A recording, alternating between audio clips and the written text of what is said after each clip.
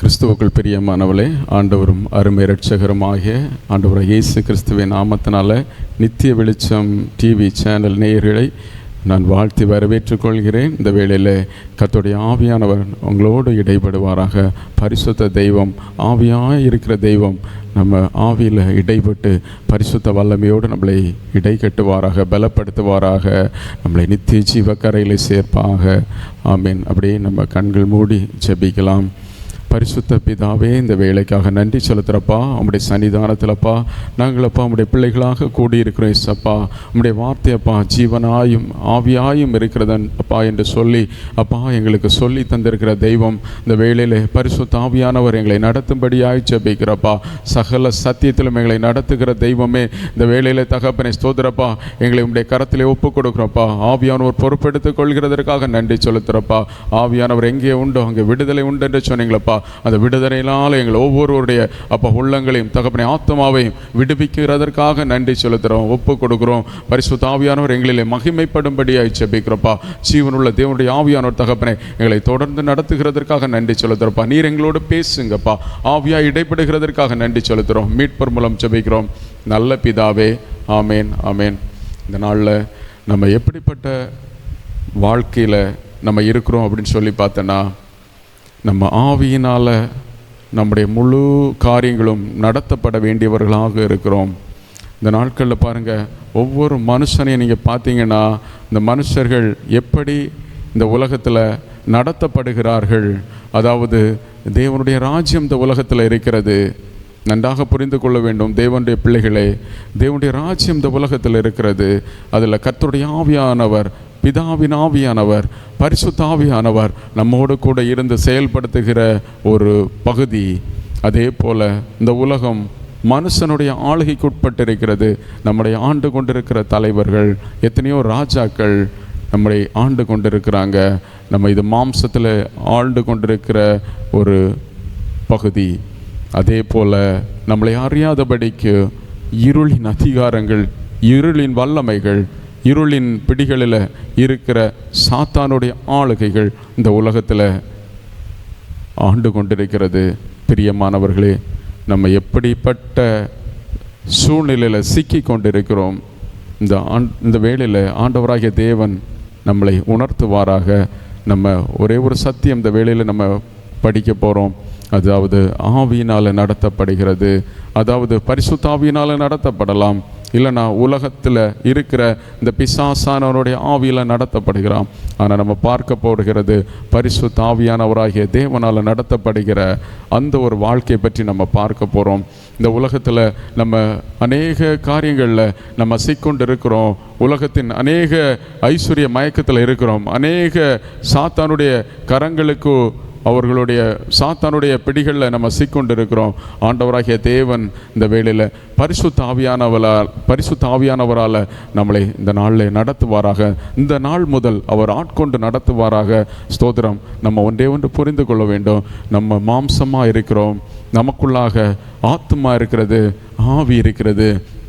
யோவான் 4:24 பார்த்தனா, தேவன் ஆவியாக இருக்கிறார். அவர் பரலோகத்தில் அவர் வாசஸ்தலத்தை வைத்திருக்கிறார். ஆனால் அவர் அந்த தேவன் இந்த நாளில் நம்முடைய ஆவியோடு அவர் இடைப்படுகிற தெய்வமாக இருக்கிறார். நன்றாக புரிந்து கொள்ளணும். நம்ம இன்றைக்கு மாம்சத்தில் இருந்து நடந்து கொண்டிருக்கிறோம், மாம்சத்தில் வேலைகளை செய்து கொண்டிருக்கிறோம், மாம்சத்தில் சபைக்கு வருகிறோம், மாம்சத்தில் சத்தியத்தை கேட்டுக்கொண்டிருக்கிற ஜனங்கள் ஏராளம்.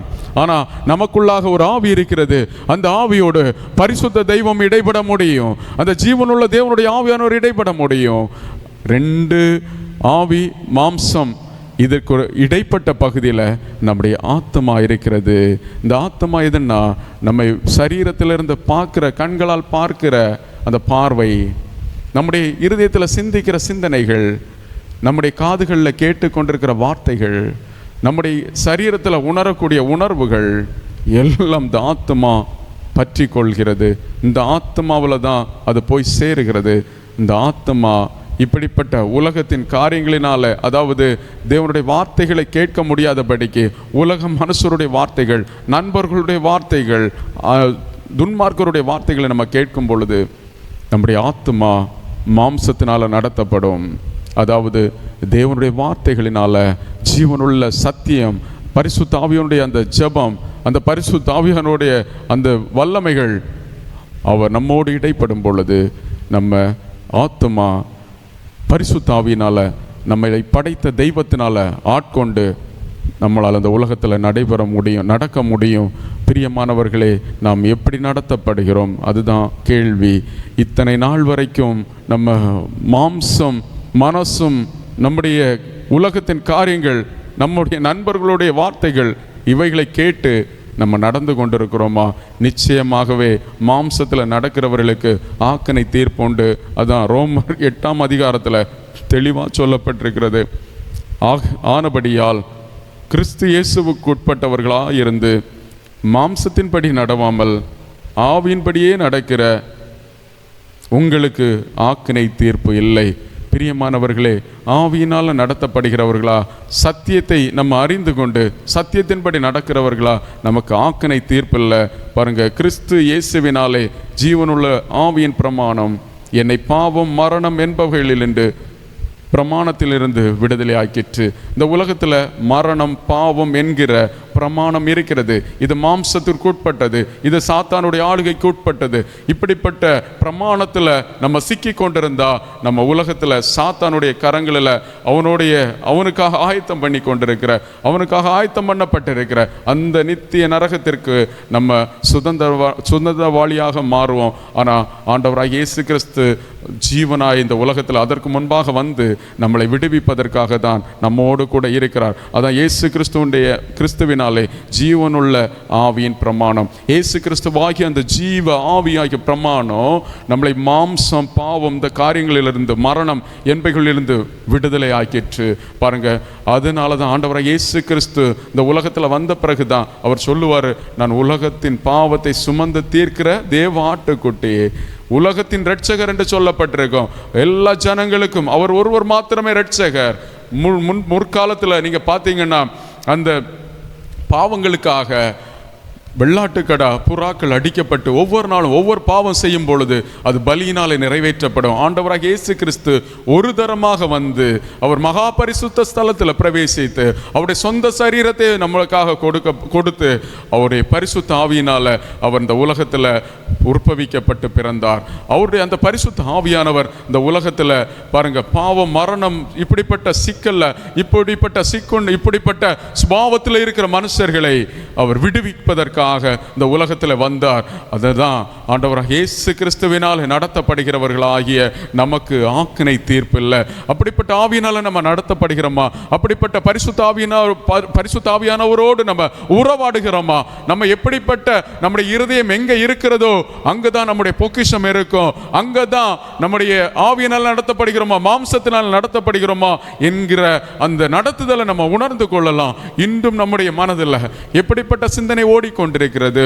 உலகத்தினால் கரைப்பட்டிருக்கிற, உலகத்தின் கோபங்களுக்கு, கோபாக்கனைக்கு அந்த உட்பட்டு இருக்கிற சாத்தானுடைய கிரியைகளை நம்ம செய்து நிறைவேற்றுகிறவர்களாக இருக்கிறோமா? வெளிப்படுத்தி கொண்டிருக்கிறோமா? ஆண்டவராகிய தேவன் நம்மிடத்தில் சொல்லுகிறார், ஆவியினால் நடத்தப்படு. இது ஆவியாகிய தேற்றவாளன். பாருங்க, இந்த இடத்துல நம்ம வாசிக்கலாம் 9ஆம் வசனம், தேவனுடைய ஆவி உங்களில் வாசமாயிருந்தால், பாருங்க, நீங்கள் மாம்சத்திற்கு உட்பட்டவர்களாய் இராமல் ஆவிக்குட்பட்டவராய் இருப்பீர்கள். இயேசு கிறிஸ்துவின் ஆவி இல்லாதவன் அவருடையவன் அல்ல. நம்முடைய மாம்சத்தில் மனுஷிக ஆவி இருக்கிறது. மனுஷிக ஆவி இருக்கிறதுனால தான் மனுஷனை பற்றிய காரியங்கள் நம்மளால உணர்ந்து கொள்ள முடிகிறது. மற்ற மனுஷனுக்கு ஒரு துன்பம் வந்து இல்லைன்னா தீமைகள் வந்துனா நம்மளால உணர்ந்து கொள்ள முடிகிறது. வலி வந்துனா அந்த வலியை நம்ம ஏற்றுக்கொண்டு நம்ம உணர்ந்து கொள்ள முடிகிறது. ஆனால் மிருகங்களுக்கு இப்படிப்பட்ட உணர்வு கொடுக்கப்படவில்லை.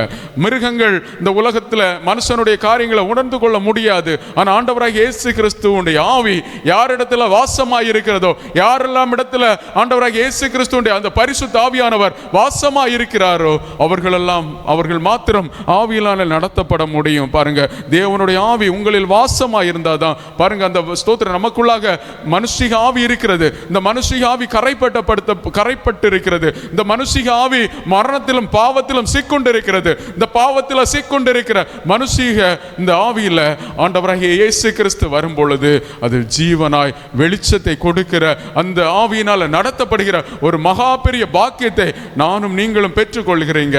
ஆண்டவராகிய இயேசு கிறிஸ்து இப்படிப்பட்ட ஒரு பரிசுத்த வல்லமை அவருடைய பிள்ளைகளுக்கு கொடுத்திருக்கிறார்.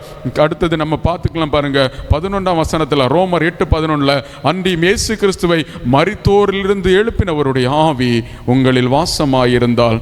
பாருங்க, ஆண்டவராகிய இயேசு கிறிஸ்து இந்த உலகத்தில் மரித்தார், ஆனால் உயிர்ப்பித்த பிதாவின் ஆவியானவர் அந்த உயிர்ப்பித்ததினால அவர் பாவம் மாம்சம் மரணத்திலிருந்து அவர் ஜெயிக்கப்பட்டு அவர் பரலோகத்திற்கு அவர் ஏறினார். பாருங்க, இந்த உலகத்தில் பாவம் மாம்சம் சரீரம் எல்லாவற்றையும் அவர் உத்தரித்து அவர் ஜெயம் கொண்டு அவர் ஜெய கிறிஸ்துவாக இந்த உலகத்தில் இருந்து எழும்பினதுனால அவர் நமக்கு அந்த ஆவியை கொடுத்திருக்கிறார். நம்ம இந்த சரீரம் அழிந்து போகும், ஆனால் ஒரு நாள் இந்த ஆத்மாவும் தேவனுடைய சன்னிதானத்தில் நிற்கும். அந்த நேரத்தில் நம்ம தேவனுடைய ஆவியினால ஸ்தோத்திரம் உயிர்ப்பிக்கப்பட வேண்டும்னா பிதாவு பாருங்க, கிறிஸ்துவை மரித்தோரிலிருந்து எழுப்பினவருடைய ஆவி உங்களில் வாசமாயிருந்தால். அப்படிப்பட்ட ஒரு வாசஸ்தலம் இன்றைக்கு இருக்கு. நம்ம அதற்கு கொடுக்கிறோமா? நம்முடைய இருதயத்தை கொடுக்கிறோமா? தேவனாய கர்த்தருக்கு அவருடைய ஆவியை அவர் அனுப்புவதற்கு அவர் ஆயத்தமாக இருக்கிறார். அந்த பிதாவானவர் பாருங்க, அந்த கிறிஸ்துவை மரித்தோர்ந்து எழுப்பினவருடைய அந்த ஆவியானவர் நமக்குள்ளாக வாசம் பண்ணுவதற்காக அவர் நம்மளுடைய இருதய கதவை திறந்து கொண்டிருக்கிறார், தட்டி கொண்டிருக்கிறார். இந்த அன்பானவர்களே, நம்ம இருதயத்தை திறந்தா அந்த பரிசுத்த ஆவியானவர், அந்த பிதாவின் அந்த மரித்தோரிலிருந்து எழுப்பினவருடைய அந்த ஆவியானவர் நம்மிடத்துல வாசம் பண்ண முடியும். நம்ம கடைசி நாள்ல நம்ம மாம்சத்தில் அழிந்து போகிறவர்களாக இருந்தாலும் ஆத்துமா ரட்சிப்பு நிமித்தம் நம்ம பரலோகத்தில் சேர்க்கப்படக்கூடியவர்களாக பரிசுத்த பிதாவினுடைய அந்த ஆவியை பெற்றவர்களாக உயிர்த்தெழுகிற அந்த வல்லமை பெற்ற ஆவியை நம்முடைய இருதயத்தில் பெற்றுக்கொண்டவர்களாக நம்ம நடத்தப்படுகிறவர்களாக இருக்க வேண்டியது இந்த உலகத்தில் வாழ்கிற ஒவ்வொரு தேவ ஜனமே.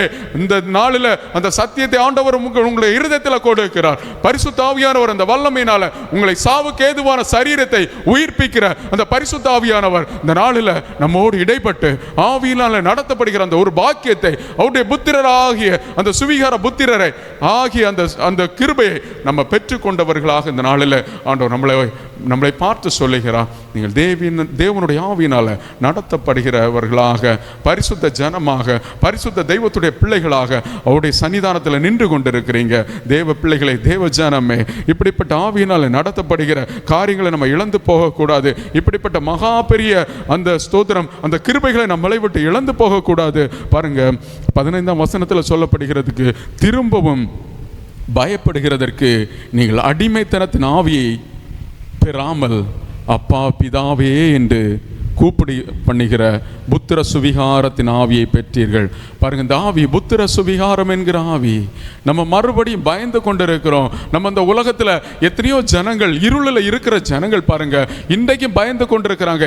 இன்றைக்கும் கண்களில் நித்திரை இல்லை. தூங்குனா சொல்றாங்க, எனக்கு இரவெல்லாம் தூக்கம் வரல, எனக்கு தூங்கவே முடியல, ஏதோ ஒரு சக்தி என்னை ஆண்டு கொண்டிருக்கிறது, ஏதோ ஒரு உலகத்தின் வல்லமை என்னை ஆட்கொண்டிருக்கிறது என்று சொல்லி உலகத்தின் பிடிகளில், சாத்தானின் பிடிகளில் ஜனங்கள் இருக்கிறதுனால இன்றும் புலம்பிக் கொண்டிருக்கிறாங்க தேவ ஜனங்களே. ஆம் பிரியமானவர்களே, ஆனால் நீங்களும் நானும் ஆண்டவரால் அழைக்கப்பட்ட ஜனம், ஆண்டவரால் பரிசுத்தப்படுத்தப்பட்ட ஜனம், ஆண்டவரால் பேரு பிரித்தெடுக்கப்பட்ட ஜனம். அதனால தான் இந்த வசனம் சொல்லுகிறது பாருங்க, நீங்க திரும்பவும் பயப்படுகிறதற்கு. எத்தனையோ பயங்களில் நம்ம ஆழ்ந்து போனோமே, எத்தனையோ நோயின் எத்தனையோ நோயின் பிடிகளில் நம்ம சிக்குண்டு நம்ம அமிழ்ந்து போன நேரங்கள் உண்டெல்லாம். ஆண்டவர் சொல்றாரு, நீங்க பயப்படாதீங்க. நீங்க அடிமைத்தனத்தின் ஆவியை எல்லாம் மறுபடியும் பெற்றுக்கொள்வதற்கு நீங்க அடிமைத்தனத்தின் ஆவி உங்களிடத்தில் இல்லை, உங்களிடத்தில் இருக்கிறது கிறிஸ்துவின் ஆவி, பிதாவின் ஆவியானவர். அவர் உங்களுக்கு புத்திர சுவிகாரத்தின் ஆவியை கொடுத்திருக்கிறார். அப்பா பிதாவை என்று கூப்பிடக்கூடிய அந்த புத்திர சுவிகாரத்தின் ஆவியை நமக்குள்ளாக வைத்திருக்கிறதுனால இன்றைக்கு பாவம், மரணம், சாபம் எதுவும் தேவனுடைய பிள்ளைகளை ஆட்கொள்ள முடியாது. ஏனென்றால் நாம் ஆவியினால நடத்தப்படுகிறவர்கள். ஏன் ஆவியினால நடத்தப்படுகிறவர்கள் என்றால் நமக்குள்ளாக பிதாவின் ஆவியானவர் இருக்கிறார். அந்த பரிசுத்த ஆவியானவர் நமக்குள்ளாக வாசம் பண்ணுகிறார். நம்ம பயம் எந்த சூழ்நிலையும் நம்முடைய இருதயத்தில் வர முடியாது, ஆட்கொள்ள முடியாது, குடிகொள்ள முடியாது. எந்த கவலைகளோ நம்மளை விழப்பண்ண முடியாது.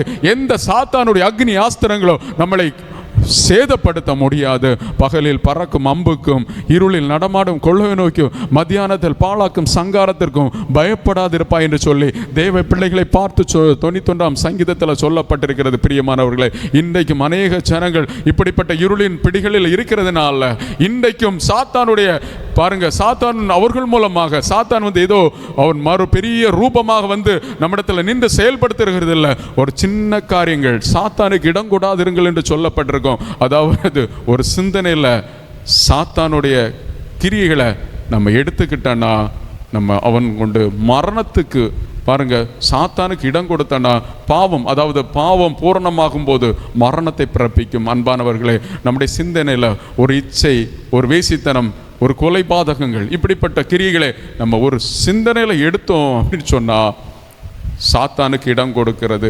நம்ம நினைக்கிறோம் சாத்தான் இருப்பான், அவனுக்கு இடம் பக்கத்தில் இடம் கொடுக்கிறது. அப்படி இல்லை. ஆவிக்குரிய இஸ்ரவேலர்களாகி உங்களை பார்த்து ஆண்டவர் சொல்லுகிறார், சாத்தானுக்கு உன்னுடைய சிந்தனையில் இடம் கூடாத, உன்னுடைய பார்வையில் இடம் கூடாத, உன்னுடைய காதுகளில் அப்படிப்பட்ட வார்த்தைகளை கேட்காத.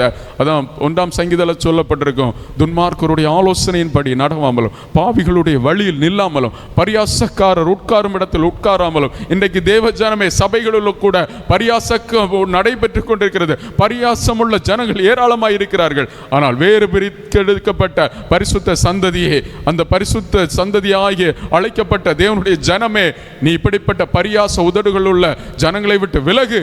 ஆண்டவராகிய இயேசு கிறிஸ்து நம்மளை பார்த்து சொல்லுகிறார், ஆவிக்குட்பட்டவர்களாக, பரிசுத்த ஆவிக்குள்ளாக நம்ம எப்பொழுதும் விழித்திருந்து ஜெபிக்க வேண்டியவர்களாக, அந்த பரிசுத்த தெய்வம் கொடுத்திருக்கிற அந்த பரலோக ராஜ்யத்தை சுதந்திரிக்கிற ஜனமாக அவருடைய ஆவியை இந்த இடத்துல மனுபுத்திரராகிய நம்மிடத்தில் அவர் அனுப்பி இருக்கிறார். இந்த ஆவியை பெற்றிருக்கிற ஜனமே, நீ பாக்கியம் உள்ளது. தேவனுடைய ஆவியினால் நடத்தப்படுகிற ஜனமே, நீ பாக்கியமுள்ள ஜனம். தேவனுடைய ஆவியானவர் எங்கே உண்டோ அங்கே விடுதலை. இந்த ஆவியானவர் ஜீவனாய் நம்மிடத்தில் வாசம் பண்ணுகிறார் என்றால் நம்முடைய சாவுக்கு ஏதுவான இந்த சரீரம் மறுரூபமாக்கப்படும். இந்த சாவுக்கு ஏதுவான நம்முடைய சிந்தை, மாம்சம் எல்லாம் இந்த உலகத்திலே அழிந்து போகும். ஆனா இதற்குள்ளாக வாசம் பண்ணுகிற உன்னுடைய ஆத்துமா நித்திய ஜீவனை பெற்றுக் கொள்வதற்கு ஏதுவாக பரிசுத்த ஆவியானுடைய வாழ்க்கை, அந்த வார்த்தை, அந்த ஜீவன், அந்த பரிசுத்த ஆவியானவர் சொல்றது என்னன்னா, பாவத்தை குறித்து நீதியை குறித்தும் கண்டித்து உணர்த்துகிற அந்த ஆவியானவர் நமக்குள்ளாக இருந்து இந்த சாவுக்கு ஏதுவான சரீரத்தை அவர் உயிர்ப்பிக்க வல்லமையுள்ள தேவனாக இருக்கிறார். அதனால் தேவ ஜனமே, நீ ஆவியினாலே நடத்தப்படு, பரிசுத்த ஆவியினால நடத்தப்படு, பரிசுத்த கிருபைகளினாலே நீர் உன்னை சுதந்திரித்துக்கொள், உன்னை நிரப்பிக்கொள். உலகத்தின் ஆளுகைகள் எதுவும் வேண்டாம். உலகத்தின் ஆளுகைகள் அழிந்து போகும். எத்தனையோ ராஜாக்கள் சேர்த்து வைத்தார்கள், பொக்கிஷங்களை சேர்த்து வைத்தார்கள். எல்லா பொக்கிஷங்களும் அவர்கள் ஒரு வார்த்தை கூட, ஒரு பொக்கிஷத்தை கூட இன்றைக்கு அவர்கள் அனுபவிக்க முடியாது. அவர்கள் காலங்கள் கடந்து போயிட்டு, நம்முடைய காலங்களும் சங்கீதம் 90 ஒரு 8-9ஆம் வசனத்தில் சொல்லப்பட்டிருக்கும், ஒரு கதையை போல காணப்படுகிறது. நம்முடைய வாழ்க்கை ஒரு கதையை போல இருக்கிறது. நம்ம அந்த கதையில எழுதுனா 1ஆம் வயசுல, 2ஆம் வயசுல நான் சின்ன பிள்ளையா இருந்தேன், 5ஆம் வயசுல நான் விளையாட்டு பிள்ளையா இருந்தேன், 10ஆம் வயசுல நான் நண்பர்களோடு உறவாடினேன், 15ஆம் வயசுல நான் காதல் பண்ணினேன், 20ஆம் வயசுல நான் கல்யாணம் பண்ணினேன். இப்படியா தான் நம்முடைய கதைகள் இருக்கும். தேவ பிள்ளைகளே, இது மாம்சத்தில் நடத்தப்படுகிறது. மாம்சத்தினால கிரியைகள், இது மாம்சத்தின் கிரியைகள் வெளியரங்கமாய் இருக்கும். இதெல்லாம் அசுத்தமான கிரியைகள். ஆனால் ஆண்டவருடைய பிள்ளைகள் பரிசுத்தமாய் தேவனுடைய ஜலத்தினால ஞானஸ்நானம் பெற்று பரிசுத்த ஆவியினால பரிசுத்த அக்னியினால அவர்கள் அபிஷேகம் பண்ணப்பட்டு பரிசுத்த வாழ்க்கை வாழ்ந்து கொண்டிருக்கிறார்கள். இந்த பிள்ளைகளுடைய கதைகள் எல்லாம் பரிசுத்தம், பரிசுத்தம், பரிசுத்த ஜெபம், பரிசுத்த வேத வார்த்தைகளை இருதயத்தில் வைத்து பரிசுத்தமா வாழ்றது, பரிசுத்த ஜீவநதியை ஜனங்களிடத்தில் கொடுக்கிறது. பரிசுத்தம், பரிசுத்தம் என்று அவருடைய கதைகள் முடிந்து போகும்.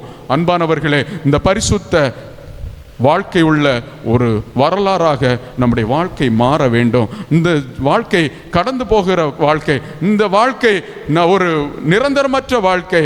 நம்ம 1000 வருடம் இருக்கலாம்னு சொல்லி யாரும் நினைக்க முடியாது. 70 வயசானாலே எவ்வளவு கஷ்டப்பட்டு கொண்டிருக்கிறாங்க அந்த சரீரத்தில். இந்த சரீரம் நம்ம 70 வயசு 80 வயசு வரும்பொழுது தேவனுக்கு கொடுக்கிறதல்ல. நம்ம பிறந்த குழந்தை முதல், நம்ம ஸ்தோத்திரம் ஆண்டவருடைய அபிஷேகத்தை பெற்றது முதல், நம்ம அவருக்குள்ளாக, அவருடைய அன்பிற்குள்ளாக, அவருக்குடைய பரிசுத்தத்திற்குள்ளாக கட்டப்பட்டவர்களாக, தேவனால் நடத்தப்படுகிறவர்களாக, தேவனுடைய ஜனமாக, தேவனுடைய பரிசுத்த நகரத்தாராக நம்ம கூட்டி சேர்க்கப்பட வேண்டும் என்று சொல்லிதான் அவருடைய ஆவியை நமக்குள்ளாக அனுப்பியிருக்கிறார். பிதாவின் ஆவியை நமக்குள்ளாக அனுப்பியிருக்கிறார். அந்த உயிர்த்தெழுத வல்லமையை நமக்குள்ளாக ஆண்டவர் கொடுத்திருக்கிறார். நம்ம அந்த உலகத்தில் வாழ்ந்து கொண்டிருந்தாலும் இந்த உயிர்த்தெழுதலின் வல்லமை நம்மளை மறுரூபப்படுத்தும். இந்த உயிர்த்தெழுதலின் வல்லமை நம்மளை நித்திய ஜீவக்கரையில கொண்டு சேர்க்கும். அவரோடு கூட இருந்து வாழக்கூடிய ஒரு வாழ்க்கை நம்முடைய இருதயத்தில் இந்த நாளிலே ஆண்டவர் கொடுக்க வல்லமை உள்ள தேவனா இருக்கிறார். தேவ ஜனமே, இருளில் இருக்கிற ஜனமே, மாம்சத்தில் நடத்தப்படுகிற ஜனமே, மாம்சத்தை விட்டு மனம் திரும்ப, ஆவியினால நடத்தப்பட, பரிசுத்த ஆவியினால நீ நடத்தப்படு என்பதை ஆண்டவர் உன்னோடு கூட எச்சரித்துக் கொண்டிருக்கிறார். இந்த எச்சரிப்பின் தோனியை யாரெல்லாம் கேட்கிறார்களோ அவருடைய மனம் திரும்பி பரலோகத்திற்கு நம்மளை ஆயத்தப்படுத்துகிற தருணம் இதுதான். இந்த தருணம் தான். இந்த தருணத்தை நீ இழந்து போயிட்டனா உன்னுடைய வாழ்க்கை இழந்து போவாய். பரிசுத்த தேவனுடைய சத்தத்தை கேட்கிற ஜனமே, இந்த சத்தத்தை கேட்டு மனம் திரும்பு, மனம் திரும்ப. பரலோக ராஜ்யம் சமீபமா இருக்கிறது. அதுல தான் நம்ம தேவ பிள்ளைகள் டிராவல் பண்ணிட்டு இருக்கிறாங்க. அதனோட தான் சபைக்கு வந்து கொண்டிருக்கிறாங்க, ஆராதித்து கொண்டிருக்கிறாங்க, அவருடைய பிரசன்னத்தினால நடத்தப்படுகிறாங்க. அந்த பிரசன்னத்தினால நடத்தப்படுகிற யாருக்கும் ஆக்கினை தீர்ப்பு இல்லை, யாருக்கும் ஆக்கினை மரணம் இல்லை. இந்த உலகத்துல மரணம் உண்டு, சரீர மரணத்துல அவங்க செத்து போயிடுவாங்க. இந்த ஆத்மா மரணம் செய்யும் பொழுது சாத்தானுக்குடைய பிடிகளில் இருந்தா சாத்தானோடு போய்விடும்.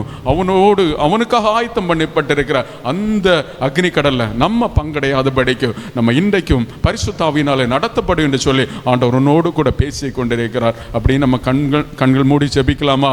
நேசிக்கிற அன்பின் பிதாவே, அப்பா அந்த வேளையில் தகப்பனே, பரிசுத்த ஆவியினாலே நடத்தப்படுகிற அந்த கிருபை எங்களுக்கு தாங்க சப்பா. நாங்கள் இத்தனை நாளும் மாம்சத்தும் தகப்பனே மனசும் விரும்பின அப்பா காரியங்களை, சிந்தனையை தகப்பனே நாங்கள் செய்தது போதப்பா. நண்பர்களுடைய வார்த்தைகளை கேட்டது போதப்பா. அது நிரந்தரமற்ற வார்த்தைகளை சப்பா, அது அழிந்து போகிற வார்த்தைகளை சப்பா, அது மாம்சத்தினால நடத்தப்படுகிற வார்த்தைகளை சப்பா.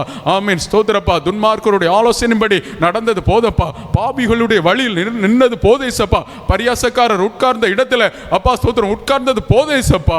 அப்பா எங்களுடைய நாவுகளினாலே பாவம் செய்யாதபடிக்கு யோபு எப்படி கண்களை தகப்பனே உம்மோடு உடன்படிக்கை பண்ணி கொண்டாரோ அப்படிப்பட்ட ஒரு கிருபையினால கர்த்தர் ஒவ்வொரு பிள்ளைகளை நிரப்புவீராகப்பா. இந்த கடைசி நாட்களில் தகப்பனே அப்பா நீர் சொல்லும் பொழுது அந்த வார்த்தை தகப்பனே அப்பா ஸ்தோத்திரப்பா, அப்பா ஸ்தோத்திரம் இயேசுவே நாமத்தினால எல்லா தகப்பனே ஜனங்கள் அப்பா உம்முடைய வார்த்தைக்குள்ளாக வந்து உம்முடைய நித்திய ஜீவன் கரையிலே அப்பா ஸ்தோத்திரம் நிற்கத்தக்க அப்பா ஸ்தோத்திரம் பரிசுத்த ஆவியினால நடத்தப்படுகிற அந்த ஜீவனுள்ள வார்த்தையை தகப்பனே எங்கள் இருதயங்களிலே தருகிறதற்காக நன்றி செலுத்துறப்பா. தொடர்ந்து உம்முடைய நாம மாத்திரமே எங்களை அப்பா நடத்தட்டை சப்பா. உம்முடைய பரிசுத்த ஆவியானவர் எங்களை செம்மையான வழியில் நடத்துவாராகப்பா. எல்லா சோதனைகளில் இருந்தோ கண்ணிகளில் இருந்தோ ஒவ்வொரு பிள்ளைகளையும் அப்பா சீக்கொண்டிருக்கிற பிள்ளைகளை கர்த்தர் விடுவிப்பீராகப்பா. இந்த சத்தத்தை கேட்டுக்கொண்டிருக்கிற இருளில் இருக்கிற ஜனங்கள் பெரிய வெளிச்சத்தை கண்டார்கள் என்று சொன்ன அந்த தீர்க்க தரிசன வார்த்தைகள் பிள்ளைகளோடு தகப்பனே வந்து தகப்பனே இடைப்பட செய்யுங்கப்பா. அப்பா உம்முடைய ஆவியானவர் தகப்பனே ஒவ்வொரு பிள்ளைகளையும் சகல சத்தியத்திலும் நடத்துகிறதற்காக நன்றி செலுத்துறோம். எங்களை ஒப்பு கொடுக்கிற இயேசுப்பா. உம்முடைய நாம மாத்திரம் அப்பா எங்கள் மூலமாக உயர்த்தப்படட்டும். உம்முடைய சத்தம் எங்கள் காதுகளில் கேட்கட்டும் இயேசுப்பா. உம்முடைய பரிசுத்த ஜீவியம் எங்களுடைய வாழ்க்கையாக மாறுகிறதற்காக நன்றி செலுத்துறப்பா. எங்களை ஒப்பு கொடுக்கிறோம் அப்ப நீங்க மகிமைப்படுங்க. இந்த சரீரத்தின் மூலமாக கர்த்தருடைய நாமம் மகிமைப்படும்படியாய் ஜெபிக்கிறோம். உம்முடைய கரத்தில் ஒப்பு கொடுக்கிறோம். மீட்பர் மூலம் ஜெபிக்கிறோம் நல்ல பிதாவே. ஆமேன், ஆமேன்.